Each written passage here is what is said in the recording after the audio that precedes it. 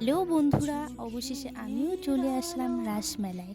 বিগত 1 বছর অপেক্ষার প্রশস্তি মিলল। আমাদের শহর কোচবিহারে এক বিশেষ আকর্ষণীয় মেলা।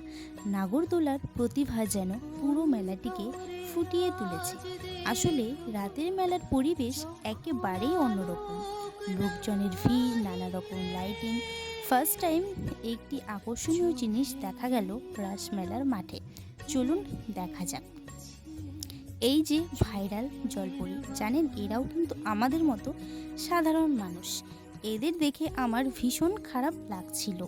সামান্য টাকার জন্য এদের কতই না কষ্ট করতে হচ্ছে। এই ঠান্ডার জলে নেমে থাকতে হয় আমাদের সামান্য বিনোদন দেওয়ার জন্য।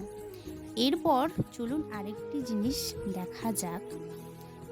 এই যে একটি ভয়ঙ্কর জিনিস, এটা দেখার জন্য বা ওঠার জন্য অনেকেই ভিড় করছিল।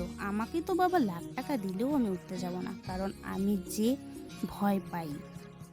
এরপর আমরা মদনমোহন বাড়ির উদ্দেশ্যে যাচ্ছি।